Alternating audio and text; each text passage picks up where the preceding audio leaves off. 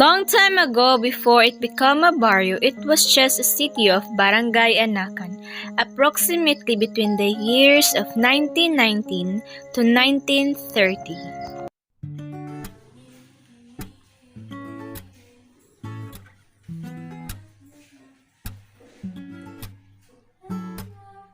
Behind us, the spot map of Barangay Mimbunga, including the sitio of Elizalde. And we will going to discover more the history of this Barangay Mimbunga. And we will let you see and know more the historical places and the prominent persons. And now we will going to interview the some of the lumad here in Barangay Mimbunga. Jay Salva, and I'm Sharifa Joy Salva Molina, and I'm Elsisora Jermaline Tion, and we are from BSN English 1. So guys, our first journey is we were going to Elizalde. This is one of the historical place also here in Mimbunga, and also the spring where the people, the residents of this place get their water. So this is the road going to Sitio Elizalde. According to people lives there, that for almost 1 hour or maybe 1/2 of hour to come up the places of or the route. Walking in this road, it depends if the people or the residents if we're going to ride the carabao or the horse or any vehicles that can ride the people. But most of the people lives there or the residents in this barangay prefers to walk because it is more enjoyable.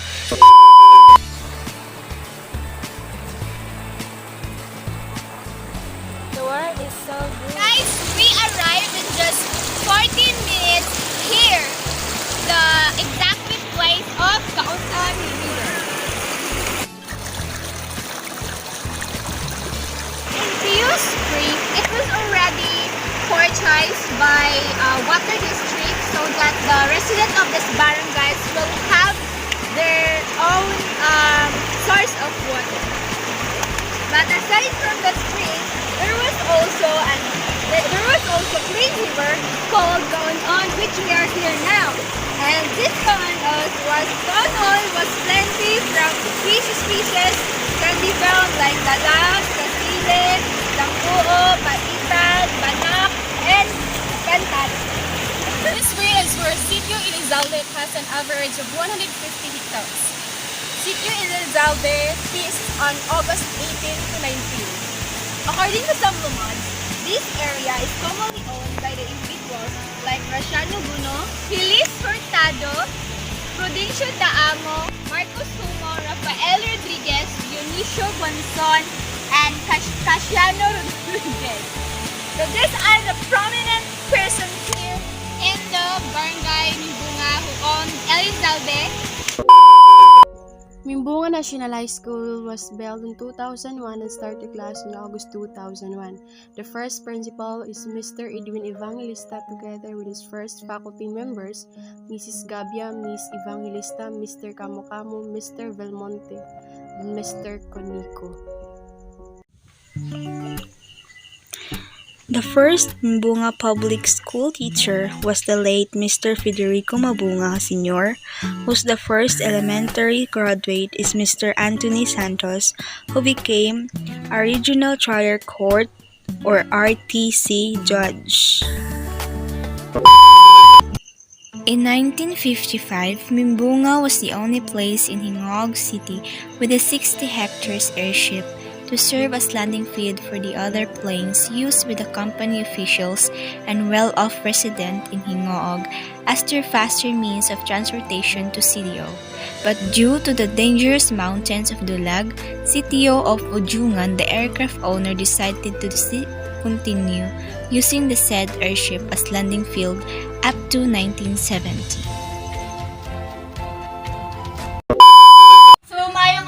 So nadiri si Lola Tita nga Munton. Ato siyang interviewon because she is a lumad here in Barangay Mimbunga. So maybe we can gather some information about the historical event. Lola Munton, pila nakakatuig nga naggapuyo diri sa Barangay Mimbunga? 69. Okay. Hindi ko nagtaw, hindi ko nagtayo.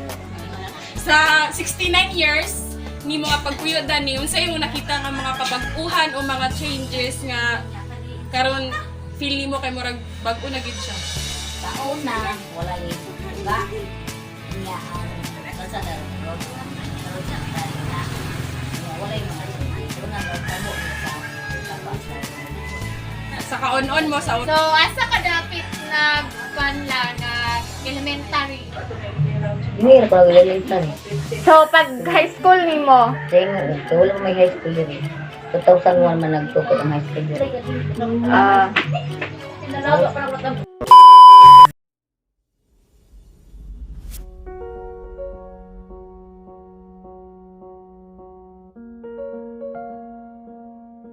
The first Teniente del Barrio was Pio Refugio, then the other late barangay captains include Mr. Camilo Sigabia, Mr. Juanito Mamaran, Mr. Policarpo Resioner Sr., Mr.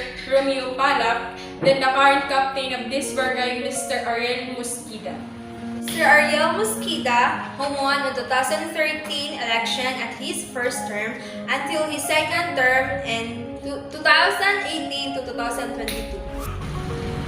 so all of them, including the barangay officials, make the effort to make this barangay a productive and a progressive one.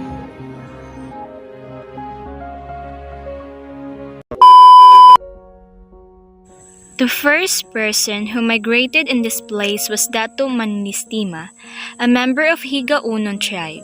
They personally witnessed and savored the abundance of fresh fruits like lanzones and rambutan. This was the main reason why he named this place as Min for ha or have plus bunga or fruits, which is now become the center of economic activities during that time.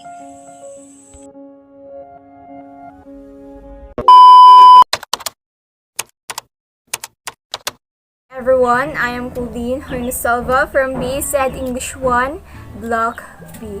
So my learnings about this activity is important to know the local history because it helps us to understand clearly the past events happened that time and for us to have some knowledge to share to someone.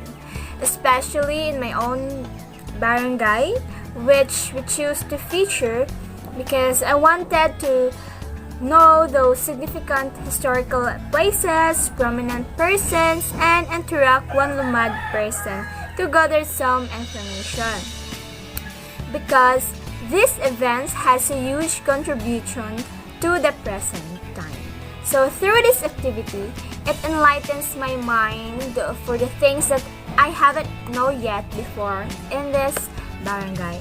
But upon documenting it, I realized that my knowledge is not that wide because there are still things I didn't discover. These activities somehow are beneficial to us, even though it's tiring, but it's worth it after all.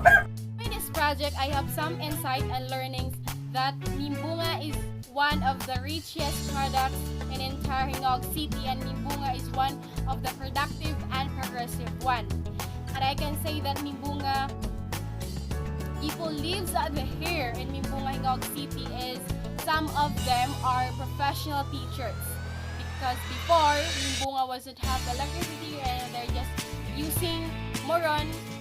Later on, by the help of some officials to make the barangay Nimbunga progressive one and productive, now Nimbunga have electricity and water districts, and also in making this documentary, there are many things that I discovered in this barangay, especially the history of this barangay, why it was named Nimbunga. And because of the fruit of labors of the farmers, administration, there are lots of productivity that they made in this barangay to become a well-known barangay in Hingog City. And because of this, the barangay Nimbunga is slowly progressing and is slowly well-known in all other places, not just in Hingog, but in other places like big cities in Cagayan de Oro.